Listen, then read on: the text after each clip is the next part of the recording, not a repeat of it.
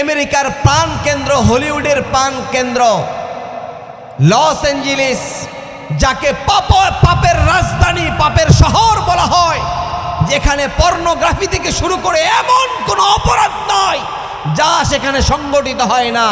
কারণ তারা আল্লাহকে বিশ্বাস করে না। তারা মনে করেছে এই দুনিয়ায় এসেছি এখানে বুক বিলাসিতা করব।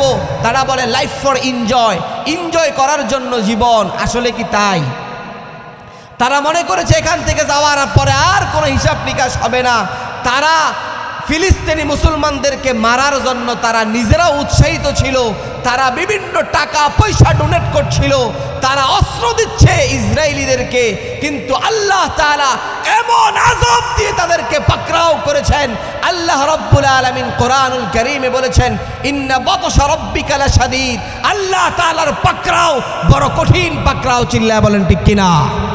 আপনারা দেখেছেন গত এক সপ্তাহে তাদের হাজার হাজার একর জমিন পুরে সারখার হয়ে গিয়েছে।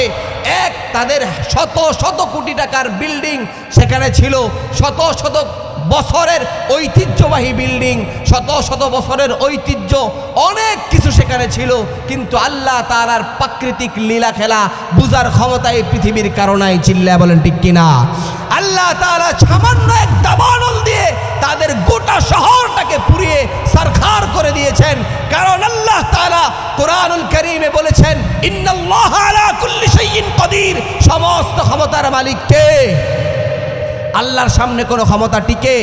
তারা বলে যে আরো 50 বছর নয়, 100 বছর পর্যন্ত আমেরিকার মানুষজন কি খাবে সেটা আমরা এখন থেকে প্রস্তুতি নিয়ে রেখেছি। কিন্তু এই দাবানলে তাদের যে পরিমাণ ক্ষয়ক্ষতি হয়েছে, এটা পোষাতে কি পরিমাণ সময় যে তাদের লাগবে এখনো পর্যন্ত তারা চিন্তা করে শেষ করতে পারছে না। চিল্লায় বলেন ঠিক কিনা? অর্থাৎ আল্লাহ তাআলা যদি চান, আর আল্লাহ তাআলা কোরআনুল কারীমে স্পষ্ট জানিয়েছেন, যাহারাল ফাসাদু ফিল বাররি ওয়াল বাহর। আমাদের এই গোটা পৃথিবীতে যেখানেই প্রাকৃতিক কোনো দুর্যোগ হয়, এটা মুসলমানের হাতের কামাই, মানুষের হাতের কামাই। চিল্লায় বলেন ঠিক কিনা? আল্লাহ বলছেন, যাহারাল ফাসাদু ফিল বাররি ওয়াল বাহর। জমিনে হোক, সমুদ্রে হোক, সমুদ্রের তলদেশে হোক, যেখানেই কোনো পরিমাণ দুর্যোগ আর দুর্ব্যবস্থাপনা দেখা দেয়, এটা তোমাদের হাতের কামায়। চিল্লায় বলেন ঠিক কিনা?